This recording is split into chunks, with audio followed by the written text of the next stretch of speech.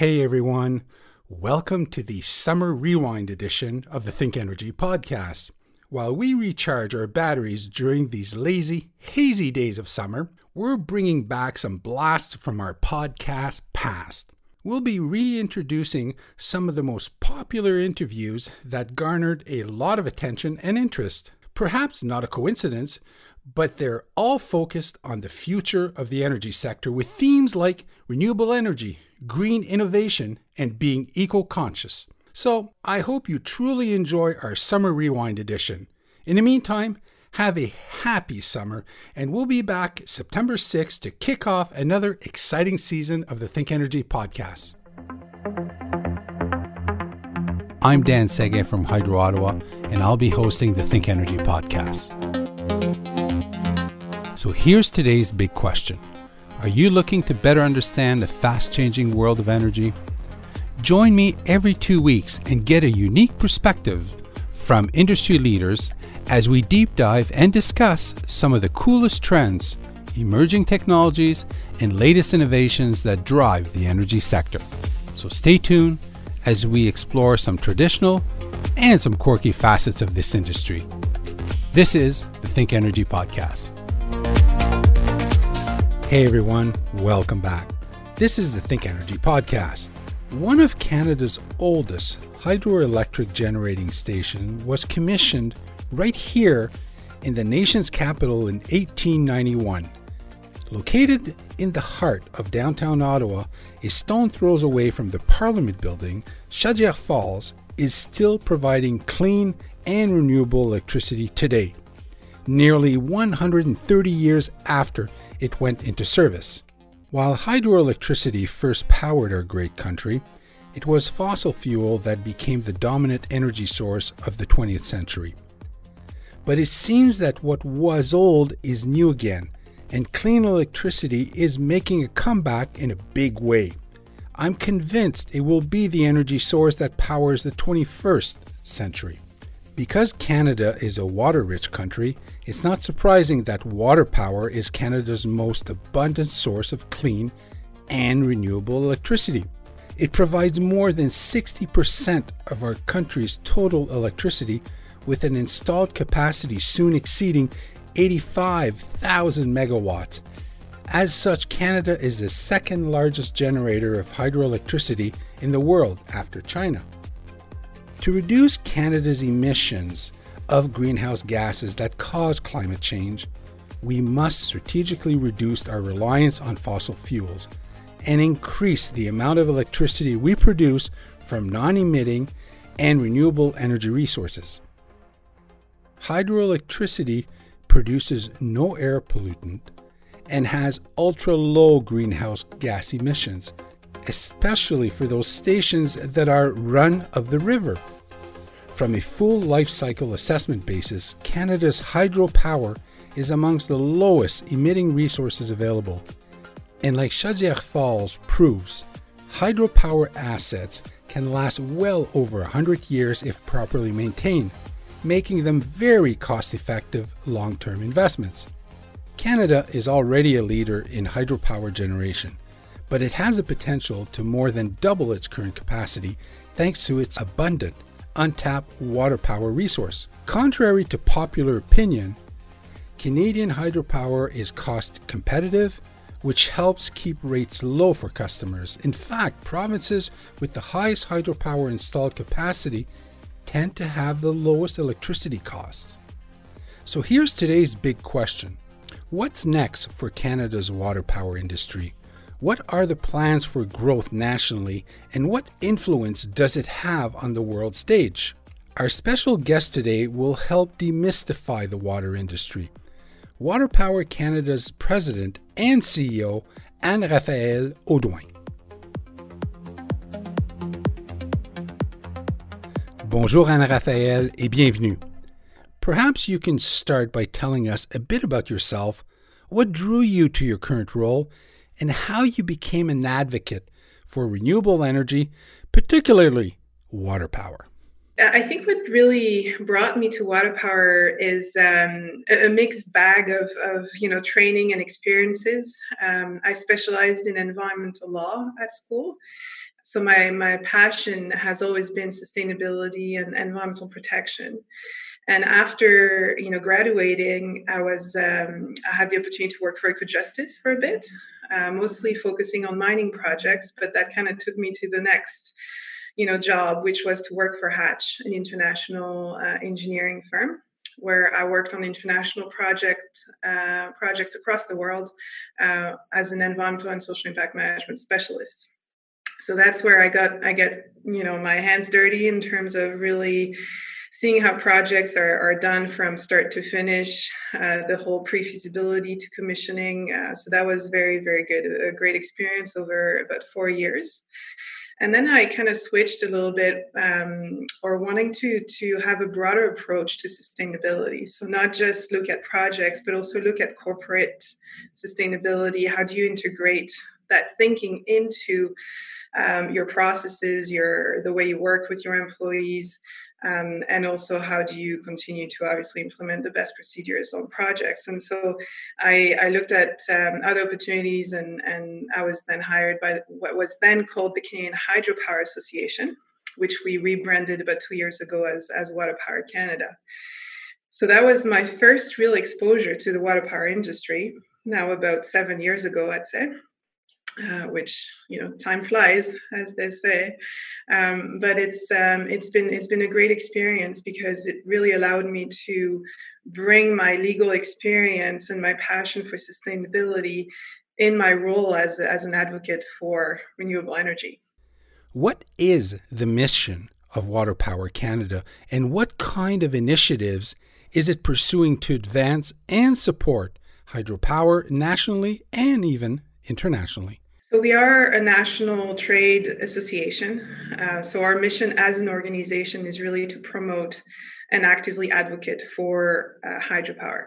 That means, promoting the existing assets, the existing fleet, promoting the attributes, what it does for Canadians, what it does for the country in general, and also promoting future developments, be it sometimes reinvestment in the fleet through refurbishment, redevelopments, or of course, as well, Greenfield projects. So nationally, that's really our focus, is to bring awareness. I always say my job is 50% government relations, 50% communications.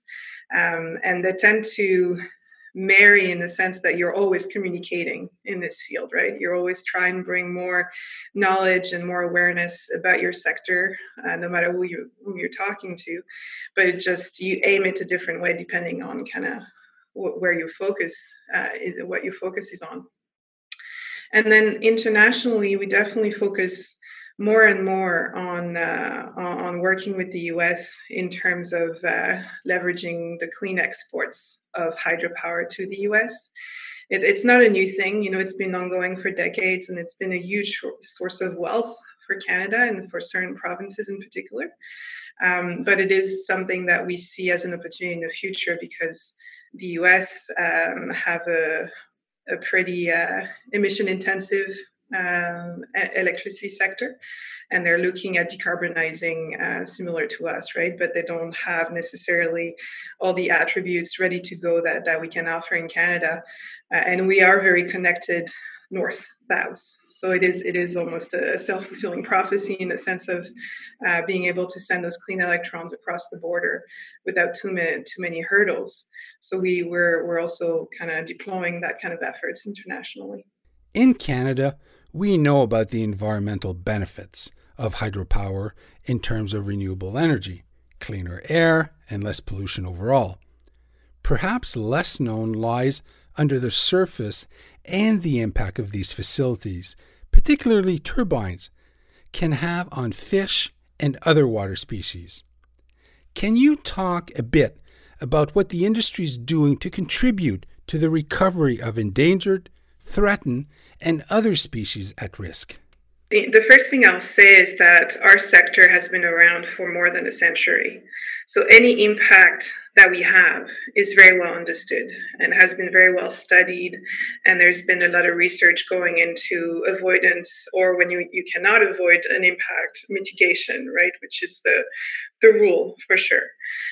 So in terms of fish habitat in particular, I'll give you an example, which is something I've learned through my career working within the water power sector.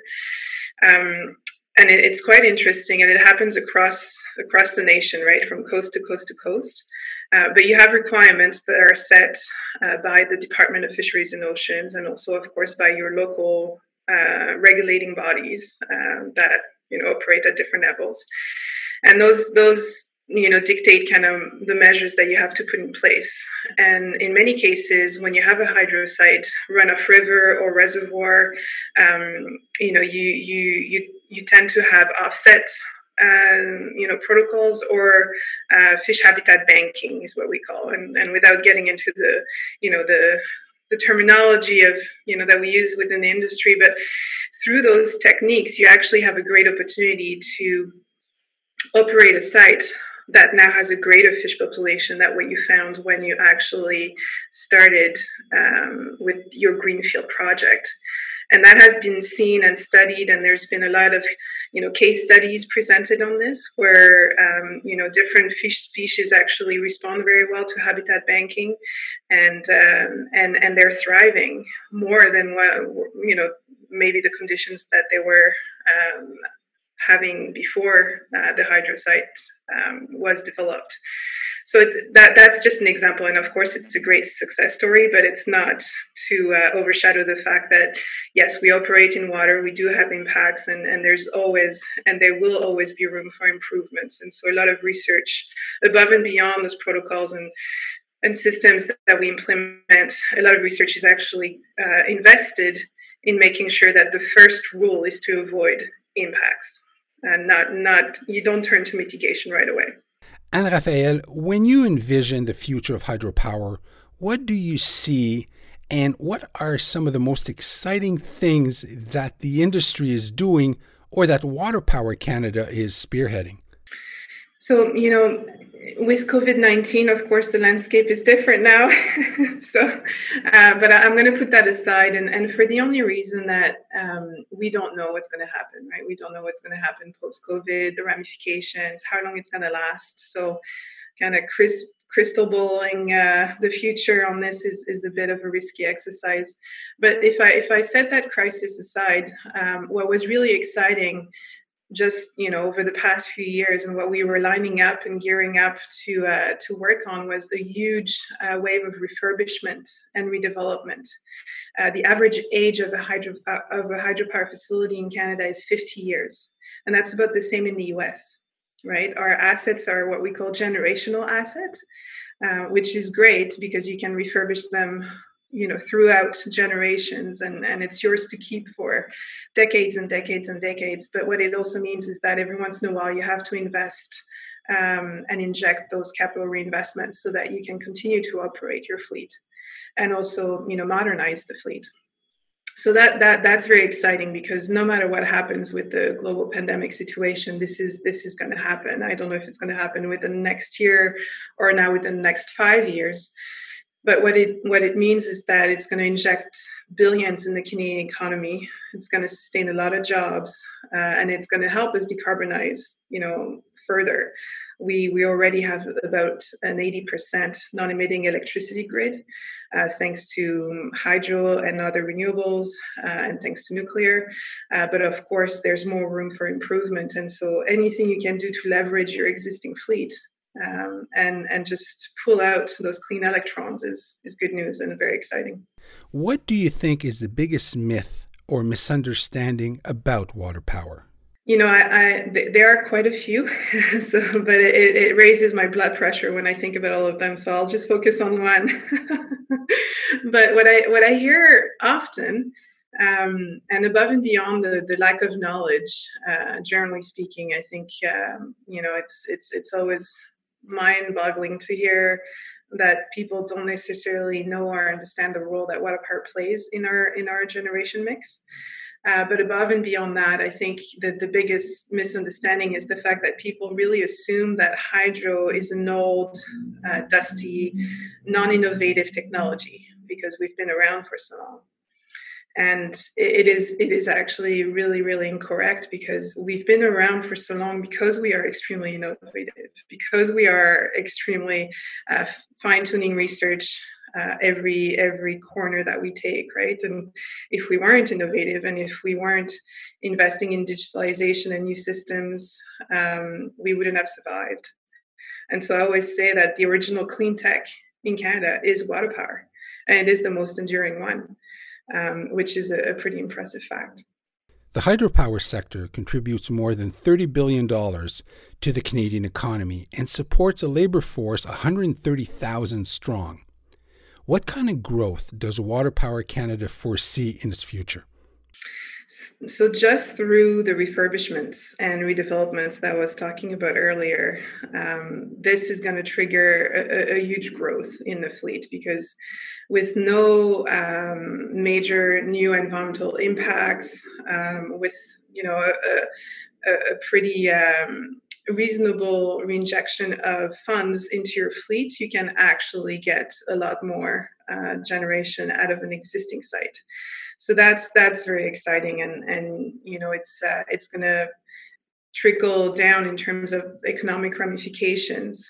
But what we will always kind of try and advocate for is to not let go of Greenfield hydro.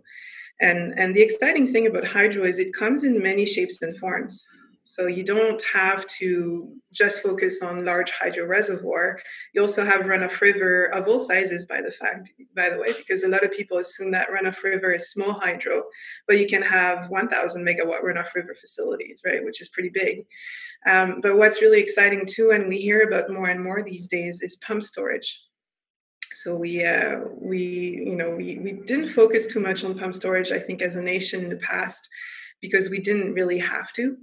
We had so many easily developable sites, runoff river, reservoir, and reservoir is embedded storage, right? So it's a great way to have on-demand clean electricity.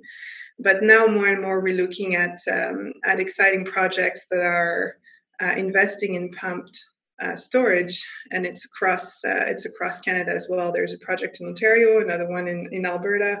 So pump storage is basically a closed loop hydro system where you have elevation and you take advantage of that elevation to bring water down and then back up depending on cost of electricity and load demand, so that you can meet peak load requirements and also reduce your expenditure by managing that curve in a very smart way.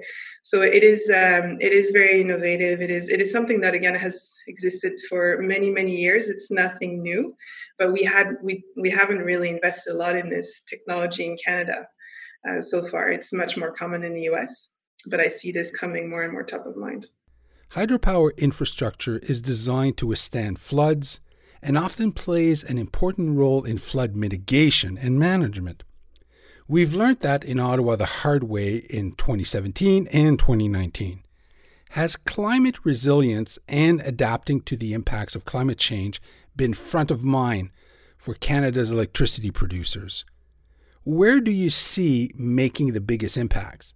So yeah, we are investing a lot in climate change research, and I'd say it should be a priority for any sector, probably in the world. So there's a lot of research going on.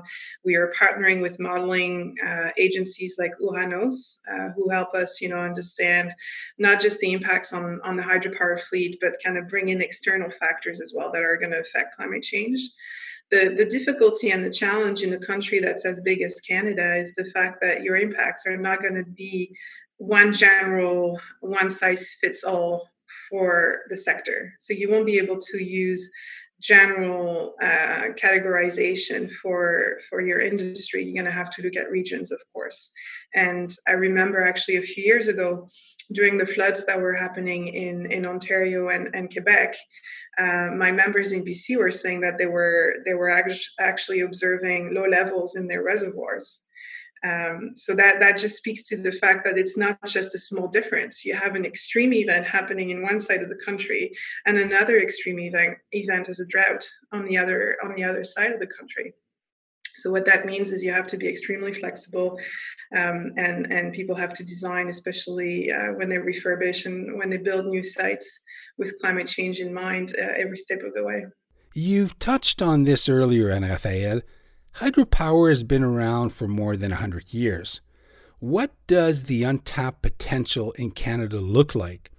And what are some of the innovations within the sector that makes it even more attractive? Yeah, so that's one of the other misconceptions that I was alluding to earlier on a previous question.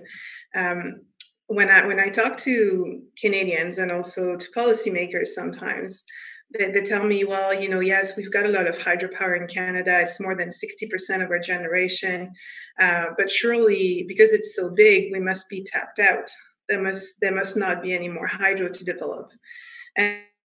And it couldn't be further from the truth. We actually have a lot of water in Canada. We've got good elevation, great sites still to develop. So our untapped potential is actually more than double our existing installed capacity.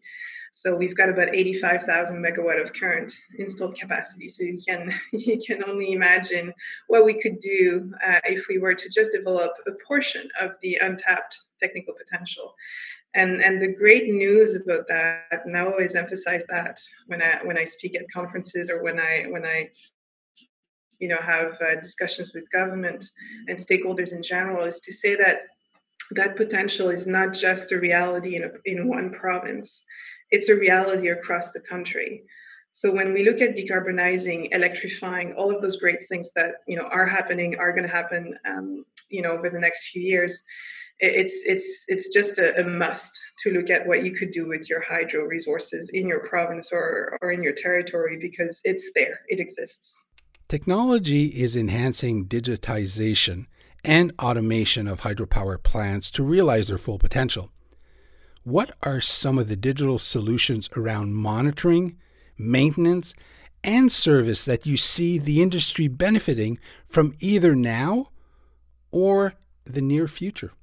So I hear a lot about virtual reality and also artificial intelligence in my sector. And of course, they're two different things, but they tap into that new world of technologies that can help you operate your site in a different way. I think anything that's going to allow us to have remote access to our sites, and that means from a controlling operation, also from a supply chain perspective. COVID-19 brought one positive from my perspective, which is the fact that we're leveraging tools more and more that allow us to do remote inspection, for example. Because of course, during the pandemic, you couldn't actually go to warehouses and inspect equipment as it was coming in from China or wherever across the world, right? You had to just wait until it arrived on site. And sometimes we're talking big pieces of furniture, not just a screw and a hammer. So just having tools that really allow you to get in and take a full scope engineering look at your equipment as it comes in before it is delivered is a huge progress. And those tools exist. And that was a huge discovery, I think, for me, because I wasn't aware that technology was that far ahead already, ready to respond. Another example, which is always interesting, because I've toured quite a few hydro sites, and I remember at one of the oldest sites in Canada, we were looking at the control room, tons of switches, probably a room that could probably accommodate 8 to 10 people at one time. And the operator was saying, well, we refurbished, and now the person can actually control everything from his living room at home and his laptop, because it's all integrated, and the system is talking to that control room here on site. And that's all it takes. So automation is definitely going to be needed in the future, but it doesn't mean that we won't need, physical, staff and people to manage, because of course it's still going to be a huge requirement, but it is more efficient, and that is every day that kind of innovation happens. You indicated earlier that WaterPower in Canada provides more than 90% of our renewable power and 60% of our overall electricity supply. Canada is blessed with an abundance of untapped potential, residing both in existing sites and new developments. Any thoughts on the pros and cons of refurbishment and redevelopment opportunities versus the development of new projects? Yeah, so I mean, it's all case specific. That's the obvious answer. And so, what makes sense for a site may not make sense for another one. Meaning that we've got a lot of members that are actually assessing a specific site and considering everything, like from decommissioning, which is turning off the lights basically and saying, okay, this asset has played its role, and now we're going to return the site back to nature. When the economic, just circumstances or environmental or just the general circumstances surrounding a specific site dictate certain decisions. So I think it's not very common that people would decide to decommission a hydro site, because most of the time, even if it's just a little bit of generation, when you've had a site for 80, 90 years and you've refurbished it and maintained it over the years, it's still a great provider of clean electricity. It's still a moneymaker for the utility or for the independent power producer. So it's still definitely just a great benefit to have within your fleet. But so I don't see any downside to refurbishment or redevelopment. I think it's a low-hanging fruit for electrification. It's something that's going to happen. It's just a question of when. And Greenfield hydro is not going anywhere. I think it's just, let's focus on what we can do first, which is refurbishment. It's the obvious thing to do, and it's needed. And in a decade or two, we'll probably see another wave of investment in Greenfield hydro. Before I forget, are you able to demystify for our listeners what Greenfield hydro is? Greenfield hydro means you take a site that is completely natural, so an untouched site, and you develop a hydro site. And it's a terminology that can be used for any industry, not just hydro. So you can say greenfield mining, greenfield wind. It just means that you start with a site that hasn't been touched. Hydropower can provide abundant low-carbon energy with its storage from reservoir and pump storage. As the only renewable form of baseload electricity, how essential is hydropower to leading Canada's transition away from fossil fuels while maximizing environmental benefits? It's not only essential, it's critical. We always say that if we didn't have water power within our generation mix, we would be in a terrible situation as a country, because again, 60% of our overall electricity generation is coming from that big renewable giant, which is water power. So, if we take a step back and consider for 1 second the world we would live in Canada without water power, it would be quite different, and it would probably be much dirtier in terms of emissions. So we start with a huge asset and a huge advantage compared to some countries. And people from across the world come to Canada to actually learn about our mostly non-emitting electricity grid. How did you do it? What are the systems you put in place? What is your regulatory environment? How did you get to where you are now? But of course, it's not to say that we are perfect, because we're not. We've got high emission or emission intensive sectors. Some provinces are doing better than others for historical reasons, different decisions. And I think we've been blessed with an abundance of natural resources across the nation. And so we shouldn't point fingers. It's really not about that. It's just about, okay, how do we get better? How do we clean up our system so that we move away from negative emissions and move toward electrification, which is the priority, right? The easiest thing to do is to turn to electrifying our transportation, of course, and then buildings, and hydropower is there. We just need the right, economic environment, the right signals from government in terms of regulatory streamlining, for example, in terms of regulations that incentivize investment in hydro, and the sector will respond because we've got the resources to develop and do more to decarbonize Canada. You've touched on this earlier, but wondering if we can explore further. Both Canada and the United States are looking for ways to reduce carbon emissions to meet greenhouse gas reduction targets.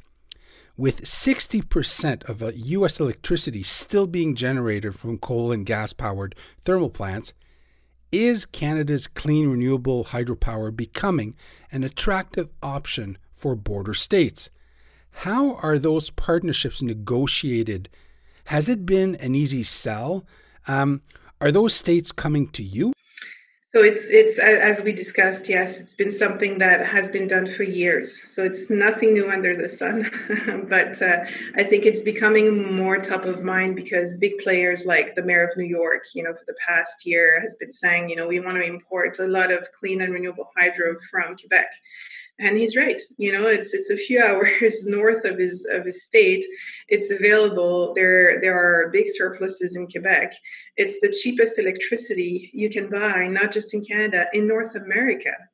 And it's a source of wealth for this province. And it's the same story in Manitoba, who sends electricity to Minnesota and other states neighboring that border on that side of the country, with new transmission lines going through the approval process in each of those jurisdictions. So I think this is definitely going to be more talked about in the future. I think it's probably raising to news headlines more and more because of politics. And depending on the political environment on either side of the border, it can be framed as a positive story or it can be framed as a negative story. But for all intents and purposes, for Canadians and for Americans, it is a great, great thing to do because you decarbonize your system, you have a low electricity cost, and on top of everything, it's clean and renewable. So why wouldn't you do it? Anne-Raphae, how about we close off with rapid fire questions? Are you ready? Okay. What is your favorite word? I'm a francophone, but there's a word that I really like in English, not necessarily for its meaning, but for the sound it has on the tongue. It's serendipity. I just find it funny. It rolls well. What is the one thing you can't live without? Probably in equal measures, my family and coffee. Is that an acceptable answer? What is something that challenges you? Just as a mom with a young family, I'm not a big fan of the terminology, work-life balance, but just trying to set some time for what's important and not being consumed by work or other things. So just knowing your limits, I think, is going to be a lifelong exercise for me. If you could have one superpower, what would it be? Ooh, that's a good one. Probably traveling through time. Okay.